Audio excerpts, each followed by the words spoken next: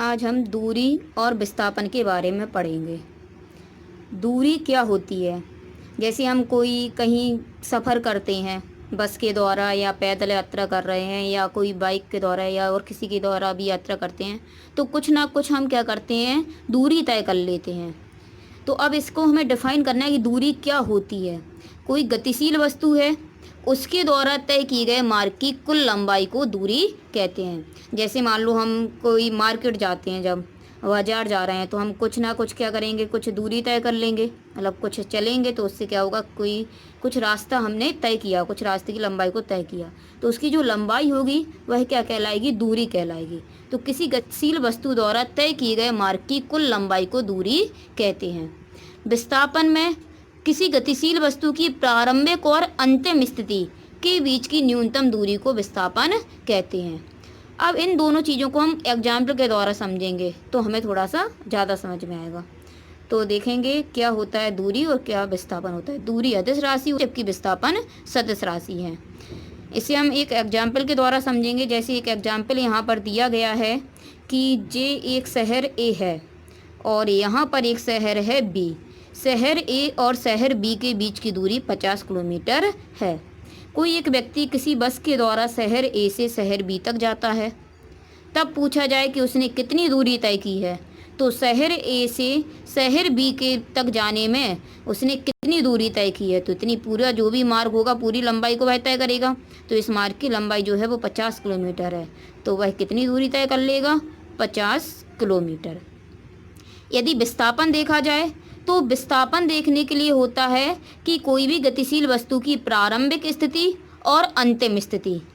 तो प्रारंभिक स्थिति वह स्थिति होती है जहाँ से कोई व्यक्ति या कोई वस्तु चलना प्रारंभ करे, और अंतिम स्थिति वह स्थिति होती है जहाँ पर जाकर वह व्यक्ति रुक जाए। तो जैसे यहाँ पर हम कह रहे हैं कि एक व्यक्ति शहर ए से शहर बी तक जा रहा है, तो वह शहर ए से चलना प्रारंभ कर रहा है, इसलिए उसकी प्रारंभिक स्थिति हो जाएगी शहर ए, और वह रुक रहा है शहर बी पर, तो उसकी अंतिम स्थिति हो जाएगी शहर बी। इन दोनों बिंदुओं के बीच की अगर दूरी देखी जाए तो सीधी दूरी देखी जाती है, तो शहर ए से शहर बी के बीच की सीधी दूरी जो है वो 50 किलोमीटर है। तो विस्थापन भी हो जाएगा 50 किलोमीटर। तो शहर ए से शहर बी तक जाने में उसने दूरी तय की है 50 किलोमीटर, जबकि विस्थापन भी 50 किलोमीटर है। लेकिन अगर इसी में हम कुछ दूसरी तरह से कह दें कि जैसे कह दिया जाए कि एक व्यक्ति शहर ए से चलना प्रारंभ करता है और वह शहर बी तक जाता है और वापस फिर वहाँ से लौटकर शहर ए पर आ जाता है, तो यहाँ पर उसने कितनी दूरी तय की है। तो व्यक्ति शहर ए से शहर बी तक जा रहा है, फिर वह वापस शहर ए पे आ रहा है, तो इस कंडीशन में वह दूरी तय करेगा 100 किलोमीटर, क्योंकि 50 किलोमीटर वह जाने में करेगा और 50 किलोमीटर वह लौटकर आने में। तो कुल मार्ग की लंबाई हो जाएगी 100 किलोमीटर, तो तब दूरी हो जाएगी 100 किलोमीटर।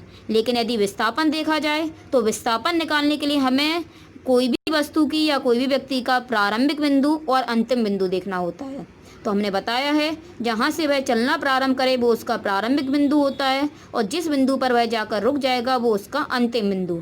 तो यहाँ से व्यक्ति ने शहर ए से चलना प्रारंभ किया है, तो इसके लिए प्रारंभिक बिंदु शहर ए होगा, और वह शहर बी तक जाता है और वापस वह शहर ए पर आकर रुकता है। तो जब वह रुक रहा है तो वह शहर ए पर ही रुक रहा है, तो इसका जो अंतिम बिंदु होगा वो शहर ए होगा। तो प्रारंभिक बिंदु भी शहर ए है और अंतिम बिंदु भी शहर ए है, इसलिए जब दोनों ही बिंदु एक ही हैं तो क्या दोनों बिंदुओं के बीच की कुछ दूरी होगी, इसलिए विस्थापन हो जाएगा 0, क्योंकि यहाँ पर प्रारंभिक बिंदु शहर ए है और अंतिम बिंदु भी शहर ए है। दोनों बिंदुओं के जो बीच की दूरी होगी वो 0 होगी, तो यहाँ पर विस्थापन हो जाएगा 0। तो दूरी निकालने के लिए जितना भी रास्ता तय करते जाएं उसकी कुल लंबाई को मतलब कुल लंबाई देख लेंगे, जबकि विस्थापन निकालने के लिए कोई भी वस्तु या कोई भी व्यक्ति का प्रारंभिक बिंदु और अंतिम बिंदु देखेंगे, उनके बीच की जो न्यूनतम दूरी होगी, वो न्यूनतम दूरी का मतलब होता है सीधी दूरी, जो कम से कम दूरी हो वो उसका विस्थापन हो जाता है। जैसे एक एग्जाम्पल और दिया गया है, एक कोई गेंद को पृथ्वी तल पर एक बिंदु ए है, यहाँ से हम फेंकते हैं और वह गेंद 10 मीटर ऊंचाई तय कर बिंदु बी पर पहुँचती है, और बिंदु बी से वापस वह पृथ्वी तल पर यानी पृथ्वी तल पर स्थित बिंदु ए पर लौट आती है। उस गेंद द्वारा चली गई दूरी और उसका विस्थापन।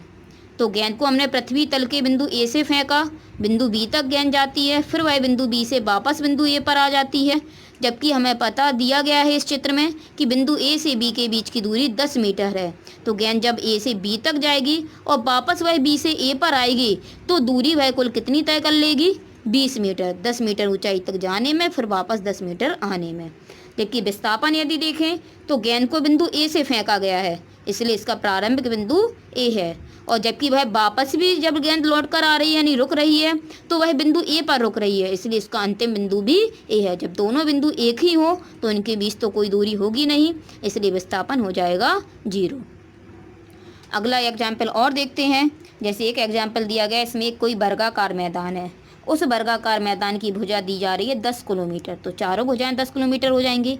इस वर्गाकार मैदान का कोई एक खिलाड़ी चक्कर लगाता है और इसमें जैसे पूछा जाए कि जब कोई व्यक्ति वर्गाकार मैदान का एक पूरा चक्कर लगा लेता है तब उसने कितनी दूरी तय की होगी और उसका विस्थापन कितना होगा।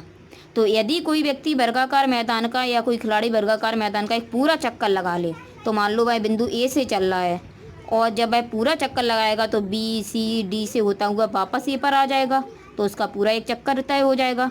तो देखो ए से बी तक जाएगा, बी से सी तक जाएगा, सी से डी तक जाएगा और डी से ए तक आएगा। तो 10, 20, 30, 40, तो दूरी कितनी तय हो जाएगी?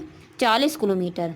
विस्थापन देखने के लिए देखा जाए तो वह व्यक्ति बिंदु ए से चल रहा है, खिलाड़ी वह बिंदु ए से चल रहा है और पूरा चक्कर जब लगा रहा है तो वापस ए पर आ जाएगा। तो प्रारंभिक बिंदु ए है, अंतिम बिंदु भी ए है, इसलिए विस्थापन हो जाएगा 0। अगर कह दिया जाए कि खिलाड़ी यदि आधा चक्कर लगा ले तो आधे का मतलब क्या होगा कि जैसे मान लो वह ए से चले तो आधे चक्कर का मतलब हो जाएगा कि बी तक, बी से फिर सी तक, यानी ए से वह चले और बी से होते हुए सी तक पहुंच जाए, तो उसका आधा चक्कर हो जाएगा। आधे चक्कर में अगर देखा जाए तो ए से बी तक जाएगा, बी से सी तक, यानी दूरी तय होगी 20 किलोमीटर। जबकि विस्थापन देखने के लिए प्रारंभिक बिंदु और अंतिम बिंदु के बीच की न्यूनतम अर्थात सीधी दूरी, तो आधा चक्कर जब वह लगा रहा है तो वह बिंदु ए से चल रहा है और पहुंच रहा है बिंदु सी पर, तो हम यहाँ पर बिंदु ए से सी के बीच की सीधी दूरी देखेंगे। सीधी का मतलब इन दोनों बिंदुओं को यदि मिला दें तो उनके बीच की सीधी दूरी ए हो जाएगी। इस दूरी को निकालने के लिए या तो हम पाइथागोरस प्रमेय लगा दें तो ये समकोण त्रिभुज बन जाएगा, तो ये भुजा लंब हो जाए, सॉरी आधार हो जाएगी, ये लंब हो जाएगी कर्ण निकालने। या इसे हम वर्ग का विकर्ण कह सकते हैं। तो वर्ग के विकर्ण का हमें सीधा फॉर्मूला पता होता है, भुजा रूट 2। भुजा 10 है तो 10 रूट 2 किलोमीटर। इस तरह से हम विस्थापन निकालते हैं। यदि मान लो कोई वृत्ताकार रास्ता है, जैसे मान लो ये दिया गया है तुम्हें एग्जाम्पल कि ये कोई एक वृत्ताकार मैदान है आर त्रिज्या का, इसमें कोई व्यक्ति चक्कर लगा रहा है और वह पूरा एक चक्कर जब लगा लेता है तो कितनी दूरी तय करेगा और उसका विस्थापन कितना होगा। तो मान लो वह यहाँ से चलता है, जब वह पूरा एक चक्कर लगाएगा तो इसकी परिधि पर चलेगा और परिधि पर तय करते हुए वापस बिंदु ए पर आ जाएगा। तो जब वह पूरा एक चक्कर लगाएगा तो पूरी एक वृत्त की परिधि तय कर लेगा और वृत्त की परिधि होती है 2πr, तो वह दूरी तय कर लेगा 2πr। विस्थापन यदि निकालें तो वह एक चक्कर लगा रहा है, बिंदु ए से चल रहा है, जब एक चक्कर लगाएगा तो वापस बिंदु ए पर ही आ जाएगा। तो प्रारंभिक बिंदु ए है, अंतिम बिंदु ए है, इसलिए विस्थापन हो जाएगा 0। यदि कहा जाए आधा चक्कर लगा लेता है तो मान लो वह बिंदु ए से ही चलना प्रारंभ कर रहा है, आधा चक्कर लगाता है और आधा चक्कर लगाते हुए यहाँ पर रुक जाता है बिंदु बी पर, तो ये हो जाएगा वृत्त का आधा चक्कर। तो आधा चक्कर लगाने में वृत्त की आधी परिधि तय करेगा, तो परिधि होती है 2πr, आधी करेगा तो 2 का भाग कर देंगे यानी परिधि हो जाएगी πr, यानी दूरी πr तय करेगा। r का जो भी मान होगा वो हम यहाँ पर रख सकते हैं, पाई का मान 22/7 होता है। विस्थापन यदि देखें तो व्यक्ति ए से चल रहा है तो प्रारंभिक बिंदु ए है, आधा चक्कर लगाने के बाद वह व्यक्ति बिंदु बी पर पहुंच जाता है तो उसका अंतिम बिंदु बी हो जाएगा। प्रारंभिक बिंदु और अंतिम बिंदु के बीच की सीधी दूरी यदि देखें तो ये दूरी होगी, इसे हम बोलते हैं वृत्त का व्यास। तो वृत्त का व्यास निकालने के लिए यदि त्रिज्या दी जाए r तो व्यास हो जाता है 2r, तो विस्थापन हो जाएगा 2r। इस तरह से हम दूरी और विस्थापन निकालते हैं। तो अब हम डेफिनेशन समझेंगे तो हमें और ज़्यादा अच्छे से समझ में आएगी। दूरी गतिशील वस्तु द्वारा तय की गए मार्ग की कुल लंबाई, जितना मार्ग हम तय करते जाएं उसकी पूरी लंबाई को हम ऐड कर देंगे, वो कहलाती है दूरी।